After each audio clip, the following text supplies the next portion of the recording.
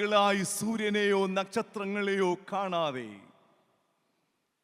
ഇനിയും ഞങ്ങൾ രക്ഷപ്പെടുമെന്നുള്ള ആശയൊക്കെ അറ്റുപോയിരിക്കുന്നു. Lost hope for the future. This is the situation. ഇതാണ് ജീവിത സാഹചര്യം. ഈ ജീവിതയാത്രയിലെ ജീവിത സാഹചര്യം ഇതാണ്. ഇവിടെയാണ് പൗലോസ് അവരുടെ നടുവിൽ എഴുന്നേറ്റ് നിന്നുകൊണ്ട് ധൈര്യത്തോടിരിപ്പാൻ ആജ്ഞാപിക്കുന്നത്. വെറുതെയല്ല, ജീവിതത്തിൻ്റെ അനുഭവമാണ് പൗലോസിനെ ഇത് പറയിപ്പിച്ചത്. ജീവിക്കുന്ന ദൈവത്തിൻ്റെ അനുഭവം ഉൾക്കൊള്ളുന്ന മനുഷ്യനാണ് പൗലോസ്. ഉയർത്തെഴുന്നേറ്റ യേശുവിനെ ജീവിതത്തിൻ്റെ അന്തർതലങ്ങളിൽ അനുഭവിച്ചറിയുവാൻ കഴിഞ്ഞു. Paul is not a Christologos person, but he is a Christophorus person. ക്രിസ്തു വിജ്ഞാനീയനല്ല പൗലോസ്, നേരെ മറിച്ച് ക്രിസ്തുവിനെ അനുഭവിക്കുന്നവനാണ് പൗലോസ്. ദമസ്കോസിലേക്കുള്ള യാത്രയിൽ അവൻ യേശുവിനെ അനുഭവിച്ചു. ശൗലേ ശൗലേ, നീ എന്നെ ഉപദ്രവിക്കുന്നത് എന്ത്? ആ ചോദ്യം പൗലോസ് തിരിച്ചു ചോദിക്കുന്നു, നീ ആരാകുന്നു? അവൻ ഉത്തരം ലഭിച്ചു, നീ ഉപദ്രവിക്കുന്ന ക്രിസ്തുവാകുന്നു ഞാൻ. അവൻ മരിച്ച് അടക്കപ്പെട്ടവനല്ല, അവൻ ഇന്നും ഉയർത്തെഴുന്നേറ്റ് ജീവിക്കുന്നവനാണ്. അവൻ എന്നോട് വ്യക്തമായി സംസാരിച്ചു. He spoke to me. ഞാൻ അത് അനുഭവിച്ചതാണ്. എൻ്റെ കണ്ണുകളുടെ അന്ധത അത് അവൻ തൊട്ടു മാറ്റിയവനാണ്. തുടർന്നുള്ള മിഷനറി യാത്രകളിലൊക്കെ ദൈവകൃപയെ അനുഭവിച്ച് മുൻപോട്ട് പോയവനാണ്.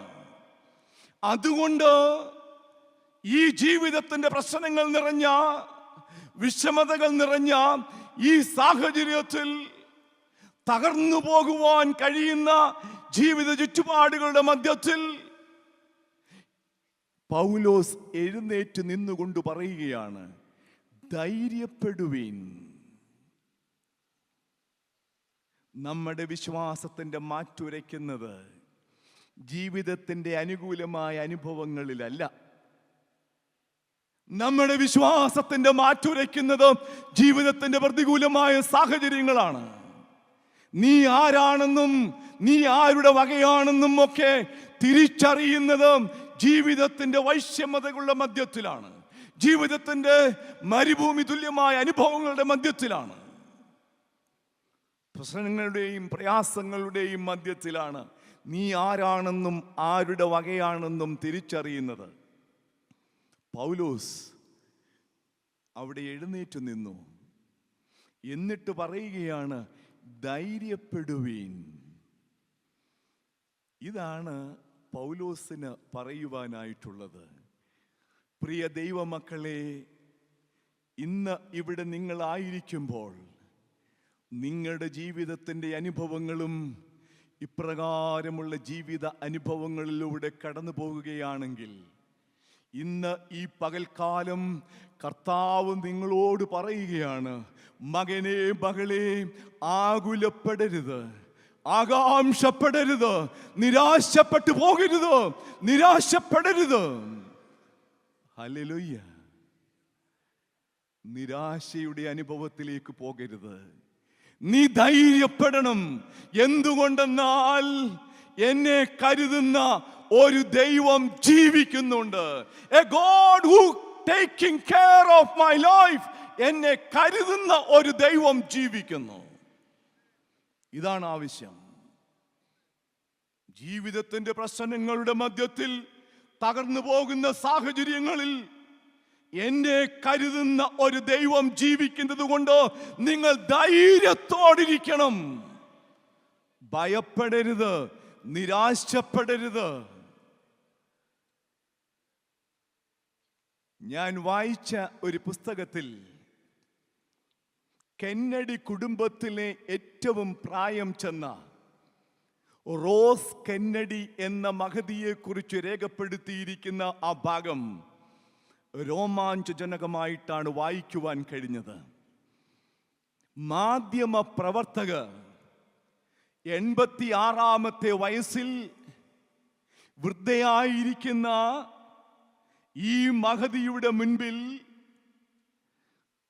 മാധ്യമ പ്രവർത്തകർ അഭിമുഖത്തിനായി ചെല്ലുമ്പോൾ അവർ കാണുന്ന കാഴ്ച റോസ് കെന്നഡി എന്ന 86 വയസ്സുകാരി തൻ്റെ മകൾ റോസ് മേരി മാനസിക നിലതെറ്റിയ രോഗിയായ തൻ്റെ മകൾക്ക് പോറിറ്റ് വാരി കൊടുക്കുകയാ, കഞ്ഞി കൊടുത്തുകൊണ്ടിരിക്കുന്ന കാഴ്ചയാ കണ്ടത്. മാധ്യമ പ്രവർത്തകർ അതിശയിച്ചു പോയി. റോസ് കെന്നഡി കുടുംബത്തിലെ ഏറ്റവും പ്രായം ചെന്ന ആ മഹതി 103-ാമത്തെ വയസ്സിലാണ് മരിച്ചത്. ആ മഹതി 86-ാമത്തെ വയസ്സിൽ മാധ്യമ പ്രവർത്തകർ അവരെ കാണുമ്പോൾ കണ്ട കാഴ്ച, അമ്മ തൻ്റെ സ്വന്തം മകൾ മാനസിക നില തെറ്റിയ സ്വന്തം മകൾക്ക് കഞ്ഞി വാരി കൊടുത്തുകൊണ്ടിരിക്കുന്ന കാഴ്ചയാണ്. റോസ് കെന്നഡി ഭർത്താവ് അകാലത്തിൽ ഈ ലോകത്തിൽ നിന്ന് മാറ്റപ്പെട്ടു. 5 മക്കൾ: Joseph Kennedy, rose Mary, Catherine, Robert Kennedy, John Kennedy. 5 മക്കൾ. ഈ 5 മക്കളെയും പുലർത്തേണ്ട ആ ദൗത്യം താൻ ഏറ്റെടുത്തു. വളരെ പ്രയാസപ്പെട്ട ഈ 5 മക്കളെയും വളർത്തി. മൂത്ത മകൻ ജോസഫ് കെന്നഡി ആർമിയിൽ ജോലിയിലേക്ക് പ്രവേശിച്ചു. അമ്മയ്ക്ക് ഇത്തിരി ആശ്വാസമായി. മറ്റു മക്കളുടെ പഠനങ്ങൾ നടക്കേണ്ടതുണ്ട്. വളരെ സന്തോഷിച്ചു, ദൈവത്തിന് സ്തോത്രം ചെയ്തു. എന്നാൽ ഈശാനാമ്പൂലൻ എന്ന കാറ്റ് ആ കുടുംബത്തിൽ വീണ്ടും ആഞ്ഞടിക്കുകയായിരുന്നു. ജോസഫ് കെന്നഡി 1-ാം ലോകമഹായുദ്ധത്തിൽ യുദ്ധമുഖത്ത് വെച്ച് വെടിയേറ്റ് മരിക്കുകയാണ്. ആ ന്യൂസ് ഭവനത്തിലെത്തിയപ്പോൾ തൻ്റെ സ്വന്തം സഹോദരൻ്റെ ഈ ലോകത്തിൽ നിന്നുള്ള വേർപാട് കേട്ട് റോസ് മേരി എന്ന സഹോദരി മാനസിക നില തെറ്റിയതാണ്. കാതറിൻ, അവൾ പഠിച്ചു. പ്ലെയിൻ പറപ്പിക്കണം എന്നാണ് ആഗ്രഹം. അതിനുവേണ്ടിയുള്ള പരിശീലനം, ആ പരിശീലനത്തിൻ്റെ അവസാന മണിക്കൂറുകളിൽ അവളായിരിക്കുന്നു. എന്നാൽ അവൾ പറപ്പിച്ചുകൊണ്ടിരുന്ന ആ വിമാനം അത് അപകടത്തിൽപ്പെടുന്നു. അവൾ ഈ ലോകത്തിൽ നിന്ന് മാറ്റപ്പെട്ടു. നമുക്കറിയാം, റോബർട്ട് കെന്നഡിയും ജോൺ കെന്നഡിയും അമേരിക്കയുടെ രാഷ്ട്രീയ ചരിത്രത്തിൽ ഇത്ര ക്രൂരമായ വിധത്തിൽ കൊല ചെയ്യപ്പെട്ട രാഷ്ട്ര നേതാക്കൾ. 5 മക്കൾ ഉണ്ടായിരുന്നില്ലേ? ഇപ്പോൾ 4 പേരും ഈ ലോകത്തിൽ നിന്ന് മാറ്റപ്പെട്ടു.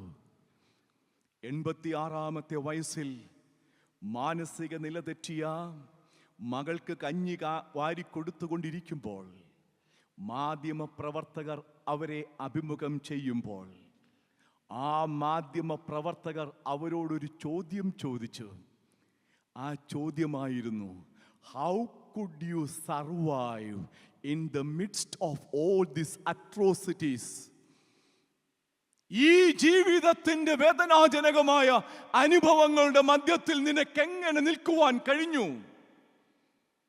അവൾ മറുപടി പറഞ്ഞു, ഞാൻ വിശ്വസിക്കുന്ന ദൈവം എന്നെ കരുതുന്നവനാണ്.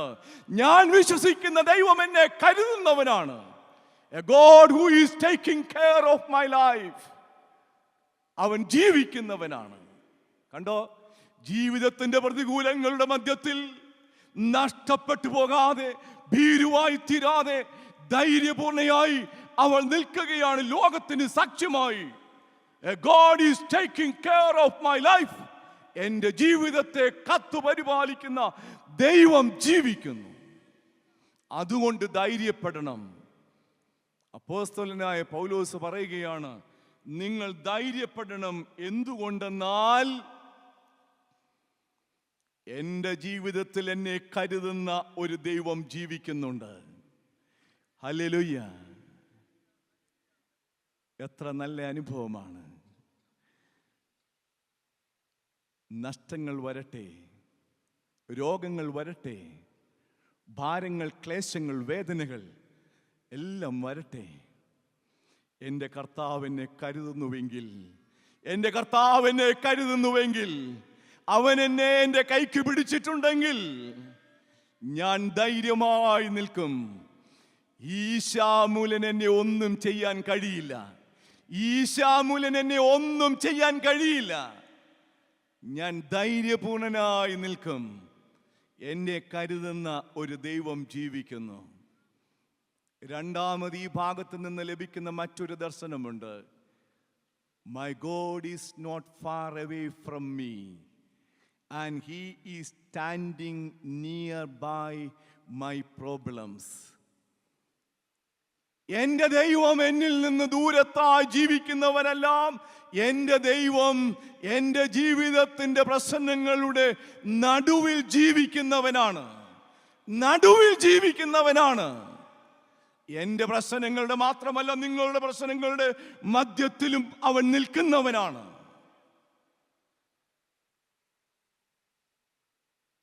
My God is not far away from me, but He is in the midst of all my problems, all my atrocities. ഇവിടെ പൗലോസ് പറയുന്നത് ഇങ്ങനെയാണ്: എൻ്റെ ഉടയവനും ഞാൻ സേവിച്ചു വരുന്നവനുമായ എൻ്റെ ദൈവം ഈ രാത്രിയിൽ എൻ്റെ അടുക്കൽ നിന്നു. കണ്ടോ, എത്ര സുന്ദരമാണിത്. ഞാൻ, എൻ്റെ ഉടയവനും ഞാൻ സേവിച്ചു വരുന്നവനുമായ എൻ്റെ ദൈവം ഈ രാത്രിയിൽ എൻ്റെ അടുക്കൽ നിന്നു. നോക്ക് ദൈവമക്കളെ, ദുഃഖ വെള്ളിയാഴ്ചയ്ക്ക് മുൻപുള്ള തലേ രാത്രി, പെസഹായുടെ അനുഭവം, ആ സന്ധ്യ, ആ രാത്രി, അത് സംഘർഷമുഖരിതമാണ്. ക്രിസ്തുവിന്റെ ജീവിതത്തിലെ ആ രാത്രി സംഘർഷമുഖരിതമാണ്, പ്രശ്ന സങ്കീർണമാണ്. ഒറ്റുകൊടുക്കുന്ന അനുഭവങ്ങൾ, തള്ളിപ്പറയുന്ന അനുഭവങ്ങൾ. എന്നോടുകൂടെ ഒരു നിമിഷം ഉണർന്നിരുന്ന് പ്രാർത്ഥിപ്പീൻ എന്ന് പറഞ്ഞ് അവൻ പ്രാർത്ഥിപ്പാൻ വേണ്ടി പോയി തിരിച്ചു വരുമ്പോൾ ആ രാത്രിയിൽ അവൻ കണ്ട കാഴ്ച, താൻ ആരോടാണോ പ്രാർത്ഥിക്കാൻ ആവശ്യപ്പെട്ടത് അവർ നല്ല നിദ്രയിലാണ്. താൻ സ്നേഹിച്ചവരാണ്, തൻ്റെ ശിഷ്യരാണ്. ആ രാത്രി അതികഠിനമാണ്. കോഴി കൂകും മുമ്പേ ഈ രാത്രിയിൽ നീ എന്നെ 3 വട്ടം തള്ളി പറയുമെന്ന് പത്രോസിനോട് പറഞ്ഞ് ആ വാക്കുകൾ ആ രാത്രിയിൽ പൂർണ്ണമാകുകയാണ്. സ്വന്തം ശിഷ്യൻ തള്ളിപ്പറഞ്ഞു, ഒറ്റുകൊടുത്തു. സംഘർഷമുഖരിതമായ ജീവിതം, മനസ്സ് മുഴുവൻ വേദനയാണ്, ഹൃദയവേദനയാണ്. വേദപുസ്തകത്തിൽ എഴുതി, യോഹന്നാൻ എഴുതിയ സുവിശേഷം 13-ാം അധ്യായത്തിൽ ഇപ്രകാരമാണ് എഴുതിയിരിക്കുന്നത്: അവൻ്റെ ഉള്ളം പ്രാണവേദന പോലെയായി തീർന്നു. പ്രാണവേദന അനുഭവിക്കുന്ന ആ രാത്രി തൻ്റെ പിതാവിൻ്റെ മുൻപിൽ മുട്ടുകുത്തി അവൻ പ്രാർത്ഥിച്ചു, കഴിയുമെങ്കിൽ ഈ പാനപാത്രം എങ്കിൽ നിന്ന് നീക്കണം. ആ രാത്രി വേദനയുടെ അനുഭവങ്ങളാണ്. അവൻ്റെ വിയർപ്പ് തുള്ളികൾ രക്തത്തുള്ളികളായി മാറി. അത്രയധികം ആത്മസംഘർഷങ്ങൾ അവൻ്റെ ജീവിതത്തിലുണ്ടായിരുന്നു ആ രാത്രി. എന്നാൽ നിങ്ങൾ നോക്കണം, ലൂക്കോസ് എഴുതിയ സുവിശേഷം 22-ാം അധ്യായം 43-ാം വാക്യത്തിൽ ഇപ്രകാരം രേഖപ്പെടുത്തിയിട്ടുണ്ട്: അവനെ ശക്തിപ്പെടുത്തുവാൻ സ്വർഗത്തിൽ നിന്ന് ഒരു ദൂതൻ അവൻ്റെ അടുക്കൽ പ്രത്യക്ഷനായി. കണ്ടോ, തകർന്നുപോയ ക്രിസ്തുവിൻ്റെ ആ രാത്രി, സംഘർഷമുഖരിതമായ ആ രാത്രി, വേദനാജനകമായ ആ രാത്രി, തള്ളിപ്പറച്ചിലുകളുടെയും പരിഹാസത്തിൻ്റെയും ദുഷികളുടെയും നിന്ദകളുടെയും ആ രാത്രി, വിയർപ്പ് തുള്ളികൾ രക്തത്തുള്ളികളായി മാറി. ലൂക്കോസ് മാത്രമേ അത് രേഖപ്പെടുത്തിയിട്ടുള്ളൂ. അവനെ ശക്തിപ്പെടുത്തുവാൻ അവൻ്റെ അടുക്കൽ സ്വർഗത്തിൽ നിന്ന് ഒരു ദൂതൻ പ്രത്യക്ഷനായി. പ്രിയ ദൈവമക്കളെ, ഇതാണ് നമ്മുടെ ജീവിതത്തിന് പ്രതീക്ഷ നൽകുന്നത്, പ്രത്യാശ നൽകുന്നത്. എൻ്റെ ദൈവം എന്നിൽ നിന്നും ദൂരെയല്ല. എൻ്റെ ജീവിതത്തിൻ്റെ പ്രതിസന്ധികളുടെ മധ്യത്തിൽ എൻ്റെ യേശു നിൽക്കുന്നവനാ.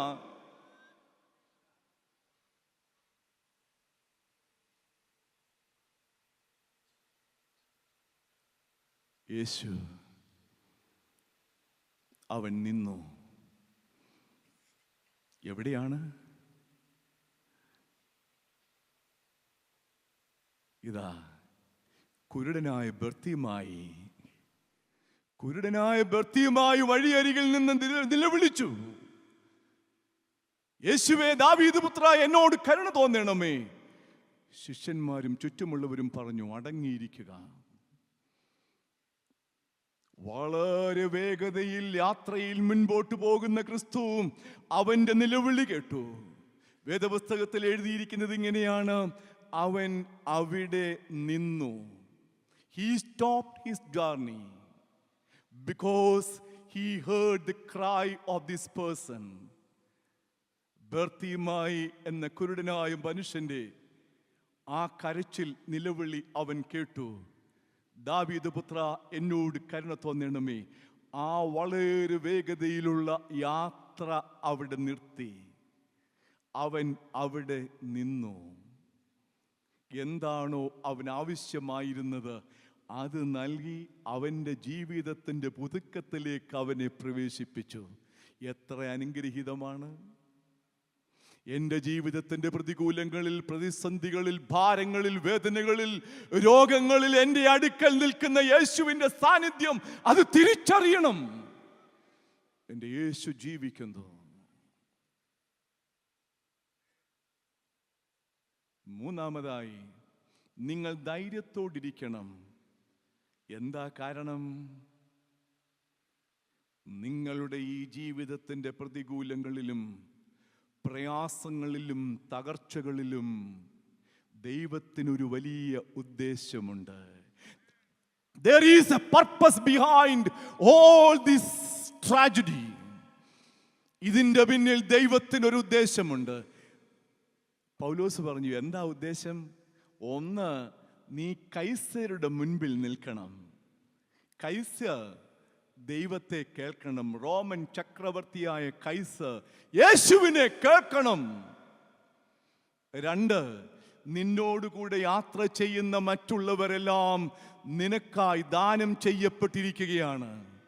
They will be also hearing Jesus. They will be also experiencing Christ in their life. അതാണ് അവിടെ കാണുവാൻ കഴിയുന്നത്. നീ കൈസറുടെ മുൻപിൽ നിൽക്കണം. എന്തുകൊണ്ടെന്നാൽ കൈസർ ജീവിക്കുന്ന ദൈവത്തിന്റെ ശബ്ദം കേൾക്കണം. നിന്നോടുകൂടെ യാത്ര ചെയ്യുന്നവരൊക്കെയും ദൈവം നിനക്ക് ദാനമായി നൽകിയിരിക്കുന്നു. There is a purpose in this tragedy. നമ്മുടെ ജീവിതത്തിന്റെ വൈരുദ്ധ്യങ്ങളുടെ മധ്യത്തിൽ, പ്രതികൂലങ്ങളുടെ മധ്യത്തിൽ പകച്ചു പോകരുത്. ദൈവത്തിന് ഇതൊക്കെ പുത്തൻ സാധ്യതകളായി മാറ്റുവാൻ കഴിയും. നോക്ക്, മോശയും ഇസ്രായേൽ മക്കളും ചെങ്കടലിന് അഭിമുഖമായി നിൽക്കുകയാണ്. ഇതാ ഫറവോന്റെ സൈന്യം വരുന്നതും അവർക്ക് കാണാം. നിമിഷ നേരങ്ങൾക്കുള്ളിൽ എല്ലാം അവസാനിക്കും. യാതൊരു വഴിയുമില്ല. അസാധ്യമെന്ന് തോന്നുന്നതും സാധ്യമാക്കി തീർത്തുകൊണ്ടും ആ ചെങ്കടലിനെ പിളർന്നും മോശയെയും ഇസ്രായേൽ ജനത്തെയും മറുകര നടത്തുന്ന ദൈവം. Yes, there is a purpose. ഈ ജനം ജീവിക്കുന്ന ദൈവത്തെ കാണണം, അനുഭവിക്കണം. There is a purpose behind this tragedy. ഇത് നാം മനസ്സിലാക്കണം ദൈവമക്കളെ. ജീവിതത്തിൽ ഭീരുവായി തീരരുത്. എല്ലാവരും അധൈര്യപ്പെട്ടു പോകുന്ന സ്ഥാനത്ത് പൗലോസ് പറയുകയാണ്, ഞാൻ എൻ്റെ ഉടയവനും ഞാൻ സേവിച്ചു വരുന്നവനുമായ എൻ്റെ ദൈവം ഈ രാത്രിയിൽ എൻ്റെ അടുക്കൽ നിന്നു. എന്നിട്ട് എന്നോട് പറയുകയാണ്, നീ കൈസറുടെ മുൻപിൽ നിൽക്കേണ്ടവനാണ്. നിന്നോടുകൂടെ യാത്ര ചെയ്യുന്നവരെയൊക്കെയും ഞാൻ നിനക്ക് ദാനമായി നൽകിയിരിക്കുന്നു. There is a purpose behind this tragedy. ജീവിതത്തിൽ വേദനകൾ ഉണ്ടാകുമ്പോൾ, ഭാരങ്ങൾ വരുമ്പോൾ, പരാജയങ്ങൾ വരുമ്പോൾ, നഷ്ടങ്ങൾ വരുമ്പോൾ, ക്ലേശങ്ങൾ വരുമ്പോൾ അധൈര്യപ്പെടേണ്ട. ദൈവത്തിന് ഇതിന്റെ പിന്നിൽ ഒരു വലിയ പദ്ധതിയുണ്ട്. There is a plan, there is a purpose behind this tragedy. ഇത് നാം മനസ്സിലാക്കണം. ഭയന്ന് പോകരുത്, തളർന്നു പോകരുത്, ക്ഷീണിച്ചു പോകരുത്. ഈ കർത്താവിനോടുകൂടി യാത്ര ചെയ്യണം. അവസാനമായി ധൈര്യപ്പെടണം. എന്തുകൊണ്ട് ധൈര്യപ്പെടണം? പൗലോസ് പറയുകയാണ്, My God is faithful and he is faithful in his promises. അവന്റെ വാഗ്ദാനങ്ങളിൽ അവൻ വിശ്വസ്തനാണ്. അവൻ ഒരു വാഗ്ദാനം ചെയ്തിട്ടുണ്ടെങ്കിൽ അവൻ അത് വിശ്വസ്തനായി നിന്ന് അതിൻ്റെ അവസാന നിമിഷം വരെയും നിന്നെ കൈപിടിച്ച് നടത്തും. നിന്നെ കൈപിടിച്ച് നടത്തുന്നവനാണ്. My God is faithful in his promises. അവൻ വാഗ്ദത്തങ്ങളിൽ വിശ്വസ്തനാണ്. യെശയ്യാ പ്രവാചകന്റെ പുസ്തകം 43-ാം അധ്യായം അതിൻ്റെ 1-2 വാക്യങ്ങൾ വായിക്കുമ്പോൾ അവിടെ ദൈവത്തിൻ്റെ വലിയൊരു വാഗ്ദത്തമാണ്. എന്താ വാഗ്ദത്തം? ഇപ്പോഴോ യാക്കോബേ, നിന്നെ സൃഷ്ടിച്ചവനും ഇസ്രായേലെ നിന്നെ നിർമ്മിച്ചവനുമായ യഹോവ ഇപ്രകാരം അരുളിച്ചെയ്യുന്നു, ഞാൻ നിന്നെ വീണ്ടെടുത്തിരിക്കുന്നു, ഞാൻ നിന്നെ പേർ ചൊല്ലി വിളിച്ചിരിക്കുന്നു, നീ എനിക്കുള്ളവനാണ്, നീ എനിക്കുള്ളവനാണ്. നീ വെള്ളത്തിൽ കൂടി കടന്നാൽ ഞാൻ നിന്നോട് കൂടെയുണ്ട്. നീ വെള്ളത്തിൽ കൂടി കടന്നാൽ ഞാൻ നിന്നോട് കൂടെയുണ്ട്. നദിയിൽ കൂടി നടന്നാൽ അവ നിന്റെ മീതെ കവിയുകയില്ല. തീയിൽ കൂടി നടന്നാൽ നീ വെന്തുപോകയില്ല. അഗ്നിജ്വാല നിന്നെ ദഹിപ്പിക്കുകയുമില്ല. എന്തൊരു വാഗ്ദത്തമായത്! വെള്ളമില്ലെന്ന് പറഞ്ഞില്ല, നദിയില്ലെന്ന് പറഞ്ഞില്ല, തീയില്ലെന്ന് പറഞ്ഞില്ല, അഗ്നിയില്ലെന്ന് പറഞ്ഞില്ല. ഈ തീയും അഗ്നിയും നദിയും വെള്ളവും എല്ലാം ജീവിതത്തിലുണ്ട്. എന്നാൽ അതിൻ്റെ മധ്യത്തിൽ നിന്നെ പരിപാലിക്കുന്ന ഒരു ദൈവമുണ്ട്. വാഗ്ദത്തങ്ങളിൽ പൂർണ്ണമാക്കുന്ന വിശ്വസ്തനായ ദൈവം. He is faithful though I am unfaithful. My God is faithful. ഞാൻ അവിശ്വസ്തനാണെങ്കിലും എൻ്റെ കർത്താവ് വിശ്വസ്തനാണ്.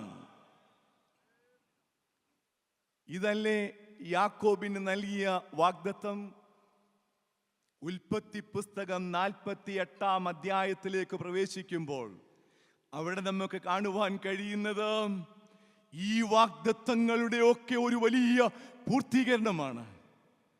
യോസഫിന്റെ മക്കളായ മനേശയും എഫ്രയും ഇതാ യാക്കോബിന്റെ മുൻപിൽ എത്തിയിരിക്കുന്നു. അങ്ങനെ യോസഫ് എഫ്രയും മനേശയുമായി പിതാവായി യാക്കോബിന്റെ മുൻപിൽ നിൽക്കുമ്പോൾ ആ പിതാവ് യോസഫിന്റെ മുൻപിലേക്ക് നോക്കി, അവന്റെ മുഖത്തേക്ക് നോക്കി ഒരു വാക്ക് പറയുന്നുണ്ട്: നിന്റെ മുഖം കാണുമെന്ന് ഞാൻ കരുതിയതല്ല, എന്നാൽ ഇന്ന് നിന്റെ മുഖം കാണുവാനും നിന്റെ മക്കളുടെ മുഖം കാണുവാനും ദൈവം എന്നെ സഹായിച്ചിരിക്കുന്നു. എന്തനുഗ്രഹമായത്! വാഗ്ദത്തങ്ങളിൽ വിശ്വസ്തനായ ദൈവം, അവൻ നമ്മളെ കൈവിടുന്നവനല്ല. അവൻ നമ്മളെ വീണ്ടെടുത്തവനാണ്. അവൻ നമ്മളെ പാർച്ചലി വിളിച്ചവനാണ്. അവന്റെ അരികിലേക്ക്, അവന്റെ മാറിലേക്ക് നമ്മളെ ചേർത്തവനാണ്. നീ എനിക്കുള്ളവനാണ്, നീ എനിക്കുള്ളവനാണെന്ന് പറഞ്ഞ് അവന്റെ മാറോട് ചേർത്തവനാണ് യേശു. അതാണ് അവിടെ നമുക്ക് കാണുവാൻ കഴിയുന്നത്. അതുകൊണ്ട് ഭീരുവാകരുത്, അധൈര്യപ്പെട്ടു പോകരുത്, പ്രശ്നങ്ങളിൽ ആടി ഉലഞ്ഞു പോകരുത്. ശക്തിയുള്ളവരായി, ബലമുള്ളവരായി, ധൈര്യമുള്ളവരായി മുൻപോട്ട് പോകണം.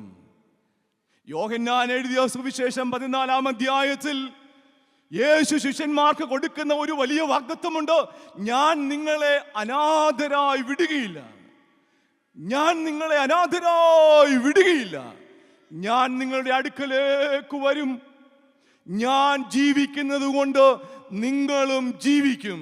ഒരു വലിയ വാഗ്ദത്തമാണ് കർത്താവ് ശിഷ്യന്മാർക്ക് നൽകിയത്. നോക്ക്, യോഹന്നാൻ എഴുതിയ സുവിശേഷം 20-ാം അധ്യായം വായിക്കുമ്പോൾ അനാഥത്വം അനുഭവിക്കുന്ന ശിഷ്യന്മാരാണ്, തികച്ചും അനാഥത്വം അനുഭവിക്കുന്ന ശിഷ്യന്മാർ. അവർ തികച്ചും അനാഥത്വം അനുഭവിക്കുകയാണ്.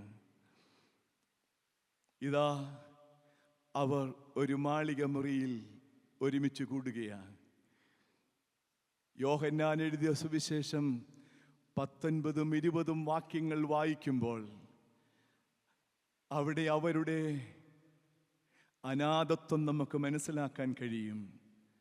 യോഹന്നാൻ എഴുതിയ സുവിശേഷം 20-ാം അധ്യായം അതിൻ്റെ 19-ാം വാക്യത്തിൽ ഇങ്ങനെയാണ് രേഖപ്പെടുത്തിയിരിക്കുന്നത്: ആഴ്ചവട്ടത്തിൻ്റെ 1-ാം നാൾ ആയ ആ ദിവസം നേരം വൈകിയപ്പോൾ ശിഷ്യന്മാർ ഇരുന്ന സ്ഥലത്ത് യഹൂദന്മാരെ പേടിച്ച് വാതിൽ അടച്ചിരിക്കെ യേശു വന്നു, നടുവിൽ നിന്നു, അവർക്ക് സമാധാനം എന്ന് പറഞ്ഞു. പിന്നെ അവൻ കൈയും വിലാപ്പുറവും അവരെ കാണിച്ചു. അത് കണ്ടിട്ട് ശിഷ്യന്മാർ സന്തോഷിച്ചു. വേദപുസ്തകത്തിൽ മറ്റൊരു ഭാഗത്തും അങ്ങനെ രേഖപ്പെടുത്തിയിട്ടില്ല ശിഷ്യന്മാർ സന്തോഷിച്ചുവെന്ന്. ശിഷ്യന്മാർ സന്തോഷിച്ച ഒരു നിമിഷമാണത്. നിങ്ങൾ നോക്കിക്കേ, ആ ഭാഗം നിങ്ങൾ വീട്ടിൽ പോയി ധ്യാനിക്കണം. അത് തന്നെ ഒരു പ്രസംഗ വിഷയമാണ്.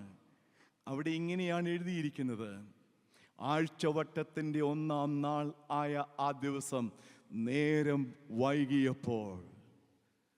അണ്ടർലൈൻ ചെയ്യണം അത്. നേരം വൈകുന്ന ജീവിത അനുഭവങ്ങൾ. നേരം വൈകിയാൽ എനിക്ക് എന്ത് സംഭവിക്കും? ഞാൻ ലക്ഷ്യമിട്ട സ്ഥാനത്തെത്താൻ കഴിയില്ല.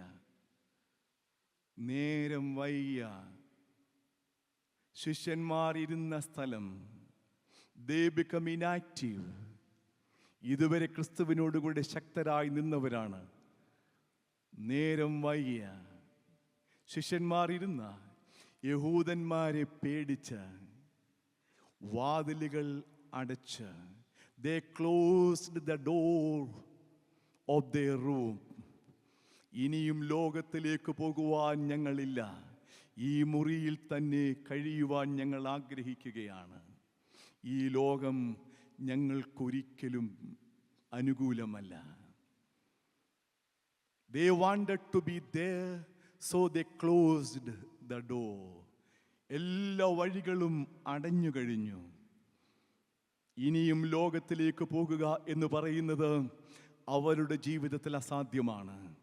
ജീവിതത്തിൽ അനാഥത്വം അനുഭവിച്ച ശിഷ്യന്മാർ കൈവിട്ടുപോയ അനുഭവമാണത്. ഇനി ആരുണ്ട് ഞങ്ങളുടെ ജീവിതത്തിന് ഒരർത്ഥം നൽകാൻ, ഒരു രൂപം നൽകാൻ, ഒരു ഭാവം നൽകാൻ? ആരുണ്ട് ഞങ്ങളുടെ ജീവിതത്തിന്? ഞങ്ങളുടെ യജമാനൻ ഈ ലോകത്തിൽ നിന്ന് മാറ്റപ്പെട്ടിരിക്കുന്നല്ലോ. എല്ലാം തകർന്ന അനുഭവമാണ്. യഹൂദന്മാരെ പേടിച്ചു വാതിലടച്ചിരിക്കെ യേശു വന്നു. അവിടെ അങ്ങനെ എഴുതിയിരിക്കുന്നത്. യേശു വന്നു എന്ന് തന്നെയാണ്. Jesus said, I will come. ഞാൻ നിങ്ങളെ അനാഥരായി വിടുകയില്ല എന്നും ഞാൻ നിങ്ങളുടെ അടുക്കലേക്ക് വരുമെന്നും അരുളി ചെയ്തവനായ ദൈവം, വാഗ്ദത്തം നൽകിയവൻ, വാഗ്ദത്തം പൂർത്തീകരിക്കുന്നതിന് അവരുടെ മധ്യത്തിലേക്ക് വന്നു. He came. വരുന്നവനായ യേശു, എൻ്റെ ജീവിതത്തിലേക്കും വന്നവനായ യേശു. അതുകൊണ്ട് ഇന്ന് ഈ ദൈവവചനവുമായി ഇവിടെ നിൽക്കുവാൻ ദൈവം എന്നെ അനുവദിച്ചിരിക്കുന്നു. ഹല്ലേലൂയ. എൻ്റെ ജീവിതത്തിലേക്ക് വന്ന ദൈവം, എൻ്റെ ജീവിതത്തിൻ്റെ നടുവിൽ വന്ന ദൈവം, അവൻ എന്നെ തളരുവാൻ അനുവദിക്കുന്നവനല്ല, ക്ഷീണിക്കുവാൻ അനുവദിക്കുന്നവനല്ല, അധൈര്യപ്പെട്ടു പോകുവാൻ അനുവദിക്കുന്നവനുമല്ല. അവൻ എന്നെ ശക്തനായി നിർത്തുന്നവനാണ്. കണ്ടോ, അവൻ കൈയും വിലാപ്പുറവും അവരെ കാണിച്ചു. അവരെ കാണിക്കേണ്ടതാണ് അവരെ കാണിച്ചത്. ക്രിസ്തുവിൻ്റെ മുറിവുകൾ, ഇതാണ് ക്രിസ്തീയ ജീവിതത്തിൻ്റെ മറുകുകൾ.